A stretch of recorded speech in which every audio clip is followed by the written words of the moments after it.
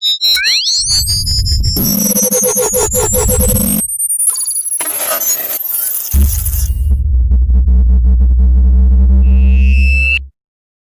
विद्यार्थियों, सभी का YouTube चैनल पर पुनः हार्दिक स्वागत है।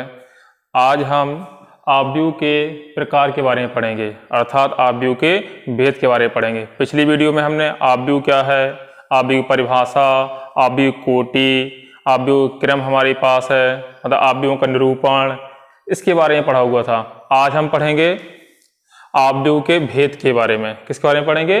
वैसे तो हमारे पास आव्यूह के अनेक भेद होते हैं, तो उनमें से हम जो कुछ महत्वपूर्ण भेद हमारे पास हैं उसके बारे में पढ़ेंगे। तो जैसे कि हमारे पास पहला हमारे पास है क्षैतिज आव्यूह। कौन सा आव्यूह हमारे पास है? क्षैतिज आव्यूह। अब क्षैतिज आव्यूह किसे कहते हैं? तो जैसे इसके नाम से स्पष्ट हमारे पास है क्षैतिज आव्यूह। जो क्षैतिज आव्यूह जो लंबा हो, है ना, अर्थात हमारे पास पंक्तियों की संख्या स्तंभों की संख्या से कम हो। क्या हो हमारे पास? वो क्षैतिज आव्यूह। क्षैतिज आव्यूह हमारे पास जो है इस प्रकार से बनेगा। ये जैसे हमारे पास ये 1 3 5 2 3 7 हमारे पास, तो ये हमारे पास दिया गया है। तो ये कैसा आव्यूह हमारे पास है? क्षैतिज आव्यूह है। तो हमने क्या देखा है इसमें? क्षैतिज आव्यूह में पंक्तियों की संख्या कितनी हमारे पास है? 1 2, और स्तंभों की संख्या हमारे पास कितनी है? 1 2 3। तो ये हमारे पास क्षैतिज आव्यूह है। तो आपको रटने की बिल्कुल ही आवश्यकता नहीं है, जैसा नाम वैसी परिभाषा हमारे पास है। जैसे हमारे पास आता क्षैतिज आव्यूह, तो क्षैतिज आव्यूह हमारे पास है, इसमें पंक्तियों की संख्या कितनी हमारे पास है? 3। पंक्तियों की संख्या कितनी हमारे पास है? 2, और स्तंभों की संख्या कितनी हमारे पास है? 3। अर्थात जब आव्यूह में या जब किसी आव्यूह में पंक्तियों की संख्या स्तंभों की संख्या से कम होती है तो उसे हम क्षैतिज आव्यूह कहते हैं। कौन सा आव्यूह कहते हैं? क्षैतिज आव्यूह। इसके बाद अगला आव्यूह हमारे पास आता है ऊर्ध्वाधर आव्यूह। अब ऊर्ध्वाधर आव्यूह में क्या होगा हमारे पास है? पंक्तियों की संख्या स्तंभों की संख्या से अधिक होगी। जैसे हमारे पास देखो एक आव्यूह दिया गया है, ये इसमें 1 3 5 2 3 7 हमारे पास है। तो अब देखो इसमें हमारे पास पंक्तियों की संख्या कितनी हमारे पास है? 1 2 3, तो 3 पंक्ति हैं। और स्तंभ की संख्या कितनी हमारे पास है? 2, तो 2 हमारे पास स्तंभों की संख्या है। तो इसमें हमने क्या देखा कि पंक्तियों की संख्या स्तंभों की संख्या से अधिक हमारे पास है। तो कौन सा आव्यूह कहलाएगा? ऊर्ध्वाधर आव्यूह कहलाएगा। मतलब जैसा नाम वैसी परिभाषा है। क्षैतिज आव्यूह होगा तो क्षैतिज आव्यूह हमारे पास लंबाई में अधिक होगा, और हमारे पास अगर ऊर्ध्वाधर आव्यूह होगा तो स्तंभ की संख्या क्या होगी? लंबी हमारे पास होगी। तो इसमें क्या होगा? पंक्तियों की संख्या अधिक होगी। तो आपको दो आव्यूह समझ में आ गए होंगे। एक हमारे पास है क्षैतिज आव्यूह, जो क्षैतिज दिखाई दे रहा लंबा है, और ये हमारे पास है ऊर्ध्वाधर आव्यूह हमारे पास है, जिसकी ऊर्ध्वाधर लंबाई ज्यादा हमारे पास है, ऊर्ध्वाधर आव्यूह है।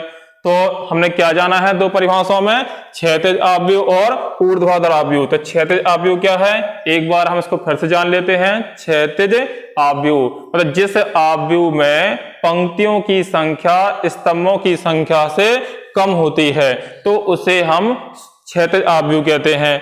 दूसरा हमारे पास आता है ऊर्ध्वाधर आव्यूह।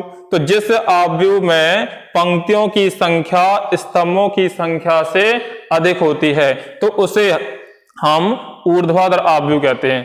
कौन सा आव्यूह कहते हैं? ऊर्ध्वाधर। फिर इसके बाद तीसरा हमारे पास आता है वर्ग आव्यूह।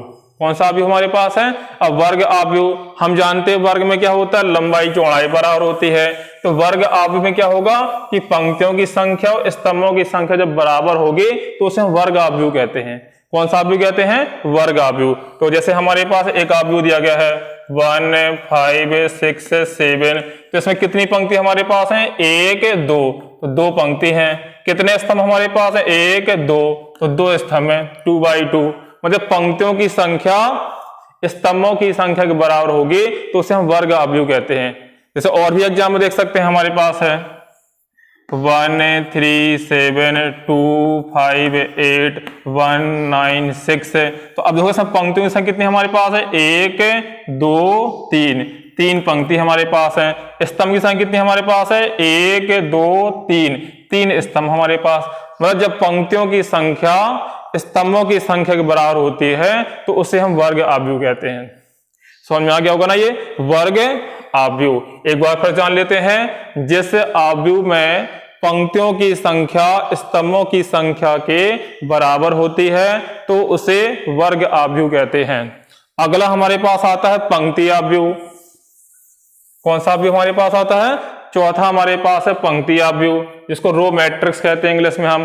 अब पंक्ति आव्यूह क्या है? तो जिस आव्यूह में केवल एक पंक्ति हो, क्या हो? जिस आव्यूह में केवल एक पंक्ति हो तो उसे हम पंक्ति आव्यूह कहते हैं। जैसे हमारे पास है 1 3 6, तो इसमें हमारे पास केवल एक पंक्ति है, तो जिस आव्यूह में केवल एक पंक्ति होती है तो उसे हम पंक्ति आव्यूह कहते हैं। इसके बाद अगला हमारे पास आता है पांचवा स्तंभ आव्यूह, मतलब कॉलम मैट्रिक्स हमारे पास है। इसी प्रकार स्तंभ आव्यूह में क्या होगा? जिस आव्यूह में केवल एक स्तंभ होता है तो उसे हम स्तंभ आव्यूह कहते हैं। कौन सा आव्यूह कहते हैं? स्तंभ आव्यूह। जिस आव्यूह में केवल एक स्तंभ होता है तो उसे हम स्तंभ आव्यूह कहते हैं। समझ में आ गया होगा? एक बार फिर सुन सकते हैं। स्तंभ आव्यूह, जिस आव्यूह में केवल एक स्तंभ होता है तो उसे स्तंभ आव्यूह कहते हैं। तो ये हमारे पास हो गया स्तंभ आव्यूह। अगला हमारे पास आता है शून्य आव्यूह। शून्य आव्यूह, तो शून्य आव्यूह हमारे पास क्या है?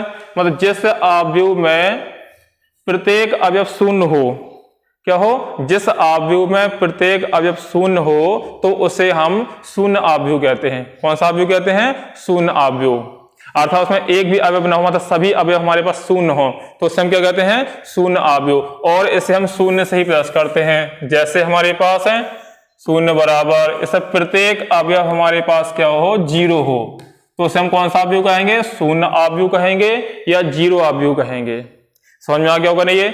इसके बाद अगला हमारे पास आता है इकाई या तत्समक आव्यूह। कौन सा आव्यूह? इकाई या तत्समक आव्यूह, जिसको हम कहते हैं यूनिट और आइडेंटिटी मैट्रिक्स है। तो ये आव्यूह हमारे पास वेरी वेरी मोस्ट इंपॉर्टेंट है, इकाई या तत्समक आव्यूह। अब किसे कहते हैं? तो इसमें हमारे पास एक वर्ग आव्यूह दिया गया है। ये क्या दिया गया है? वर्ग आव्यूह। इस वर्ग आव्यूह में हमारे पास एक होता है मुख्य विकर्ण। क्या होता है? मुख्य विकर्ण। तत्समक आव्यूह को पढ़ने के पहले हम जान लेते हैं कि मुख्य विकर्ण क्या है। पहले क्या जान लेते हैं? मुख्य विकर्ण। मुख्य विकर्ण, मुख्य विकर्ण हमारे पास क्या कहलाता है? तो देखो मुख्य विकर्ण हमारे पास, तो हमारे पास एक वर्ग आव्यूह दिया गया है। क्या दिया गया है? एक वर्ग आव्यूह 3 5 6 1 9 8 3 4 6। तो ये हमारे पास देखो एक वर्ग आव्यूह दिया गया है। इस वर्ग आव्यूह में 2 विकर्ण होते हैं। कितने विकर्ण होते हैं? 2। एक हमारे पास देखो बाईं ओर से दाईं ओर जो विकर्ण खींचा जाएगा ये, तो ये हमारे पास मुख्य विकर्ण कहलाते हैं। एक हमारे पास है दाईं ओर से बाईं ओर, तो ये हमारे पास के 2 मुख्य विकर्ण होते हैं। क्या होते हैं? मुख्य विकर्ण। अब मुख्य विकर्ण क्या होगा? किसी वर्ग आव्यूह में बाईं ओर से दाईं ओर खींचे गए विकर्ण को मुख्य विकर्ण कहते हैं। क्या कहते हैं? मुख्य विकर्ण। ठीक है। अब देखो उसमें ये हमारे पास है, ये भी मुख्य विकर्ण हमारे पास है।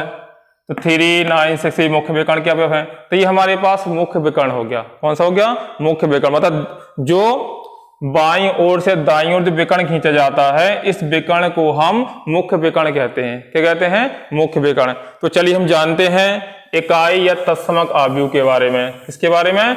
इकाई या तत्समक आव्यूह के बारे में।